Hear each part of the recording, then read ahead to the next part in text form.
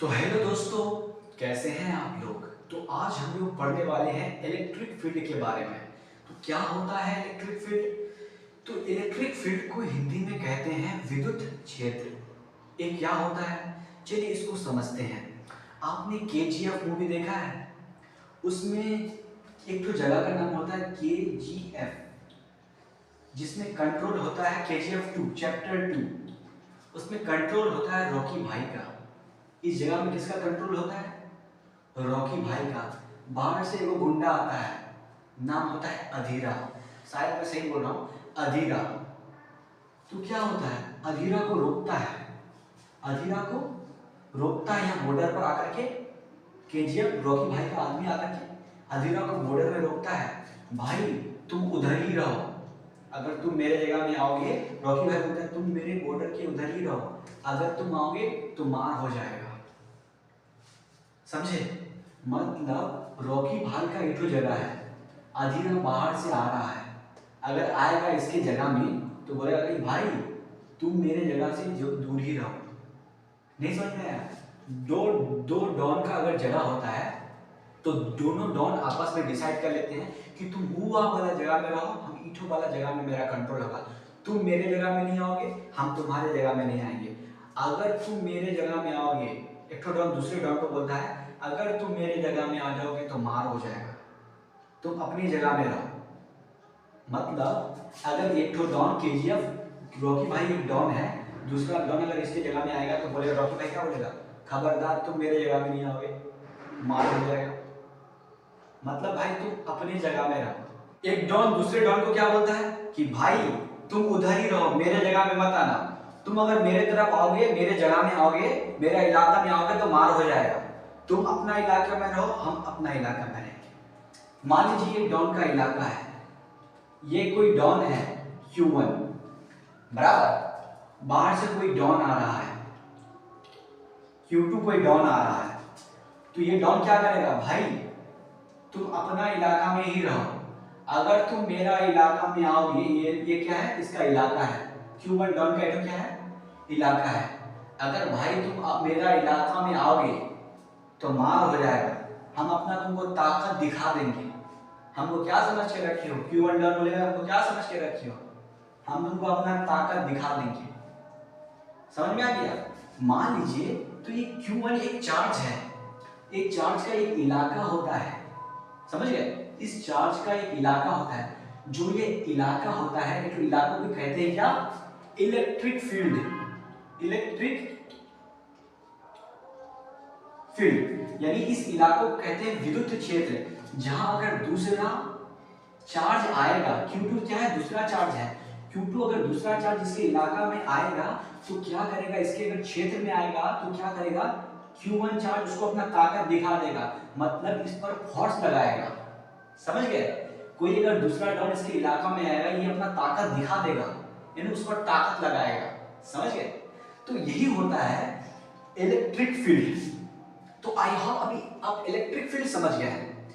अब electric field समझ गए हैं तो आप ये भी समझ लीजिए कि इलेक्ट्रिक फील्ड इंटेंसिटी क्या होता है। समझ गए, विद्युत क्षेत्र की तीव्रता, इलेक्ट्रिक फील्ड इंटेंसिटी। तो आप समझिए कि electric field intensity, electric field intensity,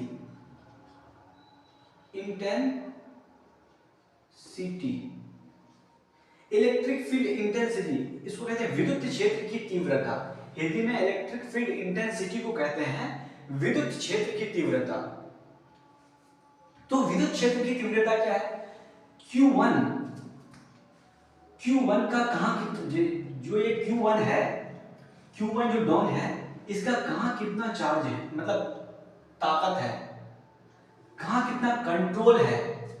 Q1 जब कोई डॉन अपने इलाका में कहां कितना कंट्रोल रखता है, कोई डॉन अपने इलाका में, Q1 एक डॉन है, मान लीजिए Q1 एक डॉन है, अपना इलाका में कहां कितना कंट्रोल रखता है, उसे वो कहते हैं इलेक्ट्रिक फील्ड इंटेंसिटी, कहां कितना कंट्रोल है।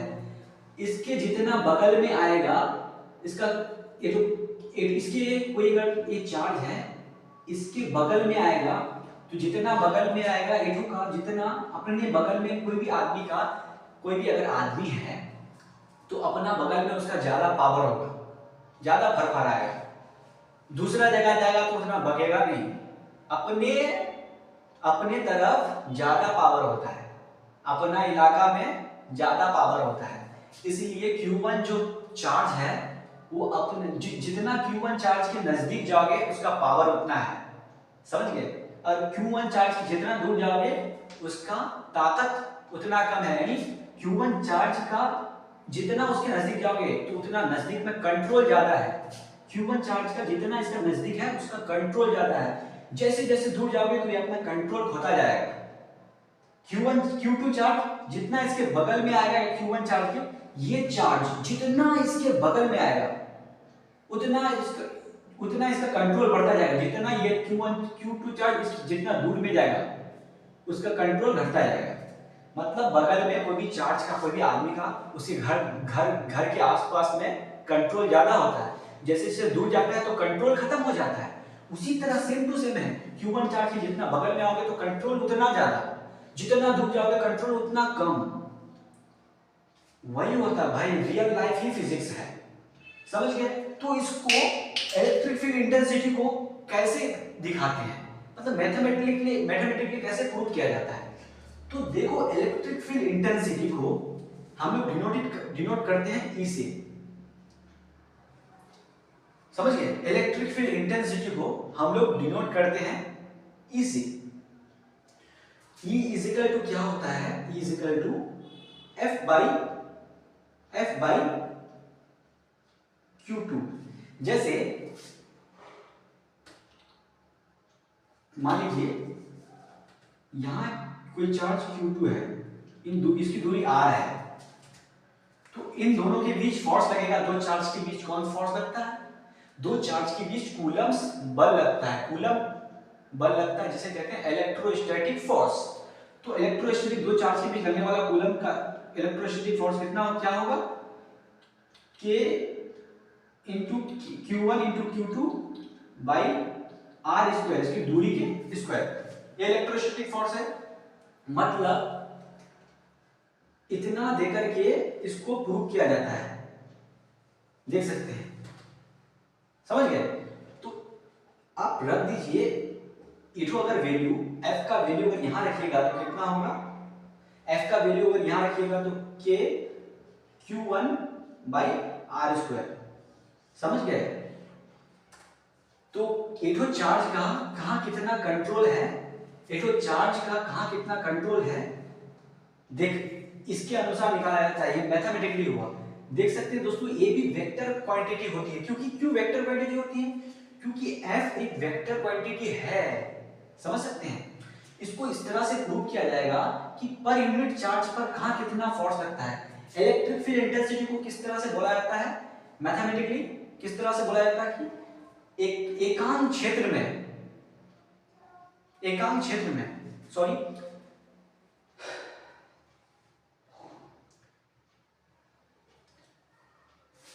इलेक्ट्रिक फील्ड इंटेंसिटी को किस तरह से बोला जाता है कि पर यूनिट चार्ज पे लगने वाला बल, पर यूनिट चार्ज पे ये कितना है, ये electric field intensity per unit charge पे लगने वाला फोर्स है, पर यूनिट चार्ज पे लगने वाला फोर्स है।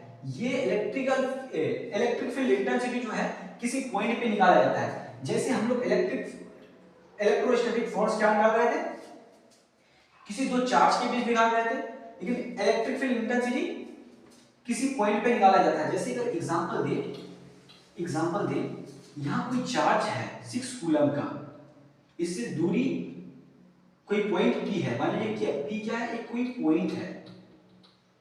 पॉइंट है, तो इस पॉइंट पर निकाला जाता है इलेक्ट्रिक फील्ड इंटेंसिटी। कहां निकाला जाता है, किसी जगह में। मैंने पहले क्या कहा, ये जो चार्ज का Q क्या है, एक चार्ज है, Q क्या है 6 कूलम क्या है, कोई चार्ज है, इसके कितना दूर, मान लीजिए 6 मीटर दूर है, मान लीजिए कि 2 मीटर दूर है, 2 मीटर दूर इसका कितना कंट्रोल है, 6 कूलम चार्ज का 2 मीटर दूर कितना डिस्टेंस में कितना कंट्रोल है। तो किसी पॉइंट में कंट्रोल निकलेगा, किसी जगह में कितना कंट्रोल है, जितना दूर जाओगे उतना कंट्रोल कम होते जाएगा। तो इलेक्ट्रिक फील्ड इंटेंसिटी जो है दूरी के साथ कैसा रिलेशन रखता है, 1/r² के। तो हो सके तो आप इसको नोट कर लीजिएगा। अब हम लोग कुछ एग्जाम्पल की तरफ जाते हैं, हो सके तो आप लोग इसको नोट कर लीजिएगा। अब हम लोग जाते हैं कुछ क्वेश्चन की तरफ, न्यूमेरिकल करते हैं। चलिए पहले एक चीज और आप जान लीजिए कि इलेक्ट्रिक फील्ड जो इंटेंसिटी जो होती है ना, वेक्टर सम होती है। ये वेक्टर वाला जुड़ेगी क्योंकि इसमें डायरेक्शन शामिल होगी। जैसे कैसे, मान लीजिए Q1 एक चार्ज है, दूसरा चार्ज Q2 है और तीसरा चार्ज Q3 है। तो यहाँ कोई पॉइंट P है, P क्या है, यहाँ कोई पॉइंट है, यहाँ कोई पॉइंट है। देखिए इस चार्ज पर इलेक्ट्रिक फील्ड इंटेंसिटी इधर मान लीजिए कि इधर E1, Q1 चार्ज के कारण इलेक्ट्रिक फील्ड इंटेंसिटी E1, इसके कारण सीधे सीधे होगी ऐसे करके, मान लीजिए E2 इलेक्ट्रिक फील्ड इंटेंसिटी, और इस चार्ज के कारण ऐसे करके इलेक्ट्रिक फील्ड इंटेंसिटी इसकी जो सभी की जुड़ेगी ना दोस्तों, देखिए ऐसे करके जुड़ेगी, मतलब वेक्टर सम होगी। देखिए अब इसका जो होगी तो वेक्टर सम होगी, E equal to E1 plus E2 plus E3, ये वेक्टर सम में होगी वेक्टर प्रोडक्ट। ये क्या है, वेक्टर, वेक्टर प्रोडक्ट है, मतलब सॉरी वेक्टर सम है, इसमें दिशा भी शामिल होगी यानी डायरेक्शन शामिल होगी। देखिए दोस्तों हम लोग को न्यूमेरिकल करने से पहले एक इंपॉर्टेंट नोट जान लेना है।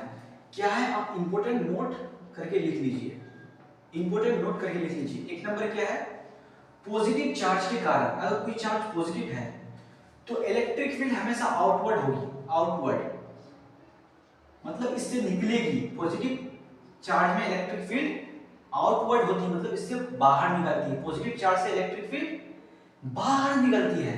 और दूसरा नंबर क्या है, जब पॉजिटिव चार्ज से बाहर निकलती है तो नेगेटिव चार्ज में आएगी। इलेक्ट्रिक फील्ड नेगेटिव चार्ज में क्या आएगी, बाहर से आएगी अंदर, समझ गए।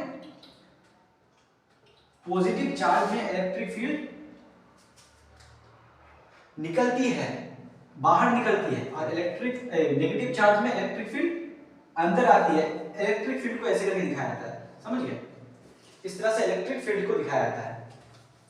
ये इलेक्ट्रिक फील्ड है, पॉजिटिव चार्ज में बाहर और इलेक्ट्रिक नेगेटिव चार्ज में अंदर। ये दो चीज आपको बताना था। चलिए आप न्यूमेरिकल की तरफ चलते हैं। एक नंबर है, एक नंबर न्यूमेरिकल। देखिए मान लीजिए यहाँ कोई चार्ज 6 कूलम का है, कोई चार्ज 6 कूलम का है, और यहाँ कोई चार्ज 2 कूलम का है। इन दोनों की बीच की दूरी, इन दोनों की बीच की दूरी 2 मीटर है। कितना है, 2 मीटर। कोई चार्ज है 6 कूलम का और कोई चार्ज है 2 कूलम का, 2 कूलम का। दोनों की बीच की दूरी 2 मीटर है, 2 मीटर है। तो बोलेंगे कि इन दोनों की बीच में एक क्या है, मिड पॉइंट है, मध्य बिंदु है। तो बीच वाले पॉइंट पर इलेक्ट्रिक फील्ड इंटेंसिटी ज्ञात करो। कहां ज्ञात करो, बीच वाले पॉइंट पर इलेक्ट्रिक फील्ड ई ज्ञात करो, इतना ज्ञात करो। बीच वाले पॉइंट पर इलेक्ट्रिक फील्ड इंटेंसिटी ज्ञात करो। देखिए 6 कूलम क्या है, देखिए यहाँ माइनस साइन नहीं है, मतलब ये पॉजिटिव चार्ज है, तो इलेक्ट्रिक फील्ड इसके कारण आउटवर्ड होगी, इसके कारण उधर निकलेगी, बाहर निकलेगी। ये भी क्या है, ये भी पॉजिटिव है, 2 कूलम क्या है, पॉजिटिव चार्ज है, इसके कारण भी इलेक्ट्रिक फील्ड बाहर निकलेगी। तो मान लीजिए इसके कारण 6 कूलम चार्ज के कारण इलेक्ट्रिक फील्ड E1 है, 2 कूलम चार्ज के कारण इलेक्ट्रिक फील्ड क्या है, E2 है। तो E1 के कारण पहले कैलकुलेट कर लो। E1 के कारण क्या होता है, इलेक्ट्रिक फील्ड K होता है, K। देखिए इलेक्ट्रिक फील्ड क्या होता है, K इंटू Q1, जैसे K इंटू 6, चार्ज कितना 6 देना होगा, और दूरी देख सकते हैं। ये एक प्रॉब्लम है, यहाँ बीच वाला पॉइंट है, ये क्या कौन सा पॉइंट है, बीच वाला पॉइंट है। तो यहाँ से यहाँ तक की दूरी कितना होगी, 1 मीटर। उसी तरह यहाँ से इस चार्ज के लिए यहाँ से यहाँ तक की दूरी कितना होगी, 1 मीटर। जो अब हमको बीच वाला पॉइंट है, दोनों की बीच की दूरी 2 मीटर है, लेकिन हम लोग कितना दूरी पे निकाल रहे हैं, बीच वाला पॉइंट पे निकाल रहे हैं, तो इसलिए 2 का आधा कितना हो जाएगा, 1 मीटर। तो इसलिए यहाँ हम लोग लेना है 1 पर पावर स्क्वायर। तो अगर हम लोग इसको सॉल्व करेंगे तो कितना हो जाएगा, 6K बराबर। अब हम लोग इस चार्ज के लिए सॉल्व कर लेंगे E2 same to same K2, ये भी 1 मीटर दूरी पर है, ये भी कितना है 1 मीटर दूरी, क्योंकि बीच वाला पॉइंट पर निकाल रहे हैं। 1 square is equal to 2K। तो देख सकते हैं एक इलेक्ट्रिक फील्ड इधर से लगा रहा है और दूसरा इलेक्ट्रिक फील्ड उधर से लगा रहा है, इन दोनों की डायरेक्शन उल्टा है, एक इधर से लगा रहा है तो दूसरा उधर से लगा रहा है, तो दोनों की डायरेक्शन उल्टा है, यानी इलेक्ट्रिक फील्ड का डायरेक्शन उल्टा है। तो क्या होगा, बड़ा कौन है, E1 बड़ा है ना, E1 बड़ा है तो E1 से घटा दो, अगर डायरेक्शन उल्टा है तो आपको घटाना पड़ेगा, डायरेक्शन सेम है तो आपको जोड़ देना पड़ेगा। तो यहाँ डायरेक्शन उल्टा है, देखिए एक का डायरेक्शन उधर और दूसरा का डायरेक्शन इधर, तो हम लोग को यहाँ क्या करना पड़ेगा, जब डायरेक्शन उल्टा हो तो हम लोग को यहाँ घटाना पड़ेगा, तो इसलिए हम लोग यहाँ घटा देते हैं। इसका कितना है 6K और इसका कितना है 2K, कितना हो जाएगा 4K। K की वैल्यू कितना होती है, K की वैल्यू होती है 9 इंटू 10 पर पावर 9, इसका कितना हो जाएगा 36 10 पर पावर 9। अब एक चीज दोस्तों,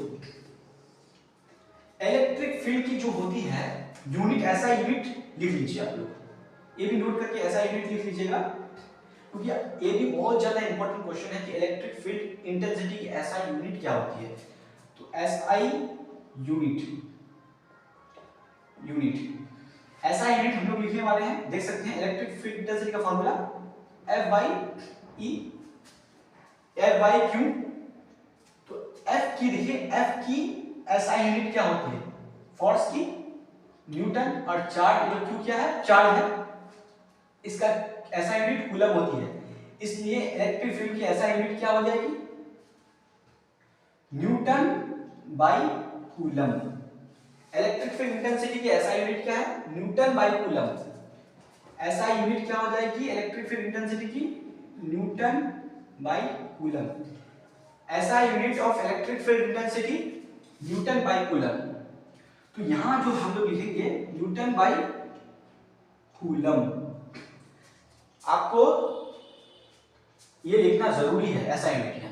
तो चलिए हम लोग अब दूसरा एग्जांपल लेते हैं। दूसरा एग्जांपल क्या है, एक समबाहु त्रिभुज है, समबाहु त्रिभुज यानी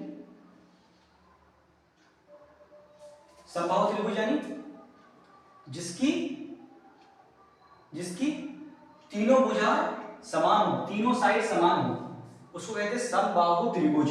तीनों साइड की लंबाई बराबर है, जब तीनों साइड की लंबाई बराबर है तो ये एंगल है 60 डिग्री, तीनों एंगल कितना है 60 डिग्री, और ये भी है 60 डिग्री। यहाँ कोई चार्ज है Q, यहाँ कोई चार्ज है Q, यहाँ कोई चार्ज है Q, सॉरी यहाँ देखिए दो चार्ज है। अब बोला गया है कि इस यहाँ जो है इस जगह पर, इस पॉइंट पर फाइंड करो electric field intensity, find electric field intensity, इस पॉइंट पर फाइंड करना है, इस पॉइंट पर। तो इलेक्ट्रिक फील्ड इंटेंसिटी आपको इस पॉइंट पर फाइंड करना है। तो देखिए ये पॉजिटिव चार्ज है, इसके कारण इलेक्ट्रिक फील्ड इंटेंसिटी आउटवर्ड होगी, तो इस पॉइंट में electric field intensity positive charge के कारण आउटवर्ड होती है। इस पॉइंट पर देखिए, इस पॉइंट पर ये भी पॉजिटिव चार्ज है, तो इसके कारण इलेक्ट्रिक फील्ड, देखिए ये पॉजिटिव चार्ज हुआ, इसके कारण इलेक्ट्रिक फील्ड इंटेंसिटी आउटवर्ड हुई। ये भी पॉजिटिव चार्ज है, इसके कारण इलेक्ट्रिक फील्ड इंटेंसिटी क्या होगी, इसके कारण भी आउटवर्ड होगी, क्योंकि electric field intensity positive charge के कारण आउटवर्ड होती है। तो ये भी एक पॉजिटिव चार्ज है, क्यों क्या है पॉजिटिव चार्ज है, तो इसके कारण आउटवर्ड हुई। ये भी एक पॉजिटिव चार्ज है, तो इसके कारण भी आउटवर्ड हुई। तो देख सकते हैं यहाँ 60 है, तो यहाँ कितना होगी, ये भी 60 होगी। तो इसके कारण मान लीजिए electric field intensity E1 E है, क्योंकि दोनों इलेक्ट्रिक फील्ड इंटेंसिटी बराबर होगी, क्योंकि दोनों चार्ज सेम है, क्यों भी यहाँ भी क्यों है, यहाँ भी क्यों है, तो दोनों के कारण इलेक्ट्रिक फील्ड इंटेंसिटी सेम होगी। तो इस तरह से अगर दो, देखिए इस एक का डायरेक्शन उधर है, एक का डायरेक्शन इधर है, इस तरह का रिजल्ट आने पर आपको क्या करना है कि एक रिजल्टेंट रिजल्टेंट वाला वैल्यू निकाल लेना है, रिजल्टेंट इलेक्ट्रिक फील्ड इंटेंसिटी का रिजल्टेंट वाला वैल्यू निकाल लेना है। ये कैसे निकलेगा भाई? तो आपको रिजल्टेंट का फॉर्मूला मैंने पहले बता दिया था कि अगर रिजल्टेंट वाला निकालेंगे, रिजल्टेंट वाला इलेक्ट्रिक फील्ड निकालेंगे इंटेंसिटी, तो क्या करेंगे, किसी भी रिजल्टेंट निकालने के लिए एक बार इसका स्क्वायर कर देंगे, फिर एक बार यहाँ दूसरा जो है फिर इसका स्क्वायर कर देंगे, फिर प्लस देंगे 2 दे देंगे, फिर दोनों का एक बार करके गुना कर देंगे, इसका ई का फिर इटो ई का, और दोनों के बीच जो एंगल है cos 60 इसको रख देंगे बराबर। तो देखिए यहाँ कितना होगा 2e square plus 2e square, यहाँ भी 2e स्क्वायर हो जाएगा cos 60। अब cos 60 का वैल्यू क्या होता है? cos 60 का वैल्यू 2e स्क्वायर, cos 60 का वैल्यू 1/2 होता है, 2 और 2 कट गया, कितना हो जाएगा e√3। अब e की वैल्यू हम लोग को ज्ञात कर दी है, मालूम कर दी है, तो क्या होता है यहाँ पर ये q चार्ज के कारण, ये भी दोनों चार्ज सेम है इसलिए इलेक्ट्रिक फील्ड इंटेंसिटी सेम है, तो लेकिन दोनों का डायरेक्शन अलग अलग था इसलिए बीच में एक तो रिजल्टेंट हम लोग ले लिए, जब दो तरफ जाए तो इसका एंगल पता था इसलिए हम लोग को रिजल्टेंट ले लिए, तो इसके कारण इलेक्ट्रिक फील्ड इंटेंसिटी इस पॉइंट में kq/r² होगी, क्योंकि मान लीजिए ये दूरी r है, ये भी r है और ये भी r है, क्योंकि दूरी सेम है तो इसलिए इलेक्ट्रिक फील्ड इंटेंसिटी क्या होगा, हो जाएगी kq√3r²। तो इस तरह आपको ये समझ में आ गया होगा। अब तीसरा एक एग्जांपल ले लेते हैं, तीसरा एग्जांपल ले लेते हैं। हम लोग ने यहाँ क्या दिया था, हम लोग ने यहाँ दिया था, एक बार दिया था, दोनों दिया था प्लस चार्ज, अब एक बार माइनस चार्ज ले लेते हैं, एक प्लस ले लेते हैं और एक माइनस चार्ज ले लेते हैं। बोलेंगे कि इस पॉइंट पर इलेक्ट्रिक फील्ड इंटेंसिटी ज्ञात करो, तो तीनों साइड सेम है, तो यहाँ भी 60 डिग्री, तीनों साइड सेम है, तो यहाँ भी 60 डिग्री, यहाँ भी 60 डिग्री, तो यहाँ भी 60 डिग्री, तीनों साइड सेम है, तीनों साइड की लंबाई सेम है, तो पॉजिटिव चार्ज ये है तो इसके कारण इलेक्ट्रिक फील्ड आउटवर्ड, ये नेगेटिव है, देख सकते हैं, इसके कारण इनवर्ड होगी, इधर होगी, देखिए इसके कारण इनवर्ड होगी। तो अब देखिए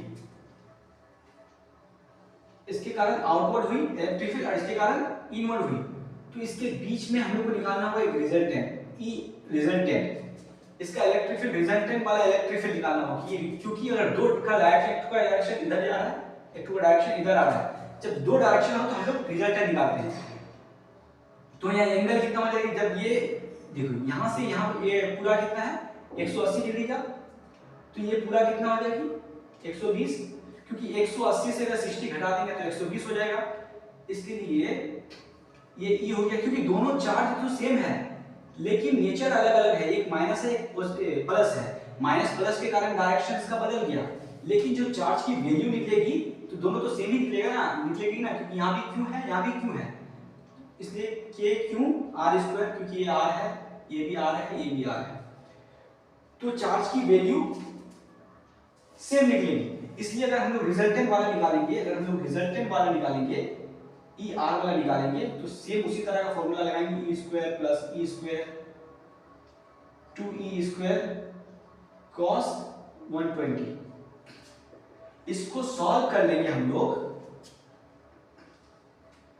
ई square plus e square plus 2e square cos 120 का मान कितना होता है, cos 120 का मान -1/2 होता है, फिर हम लोग इसको काट देंगे,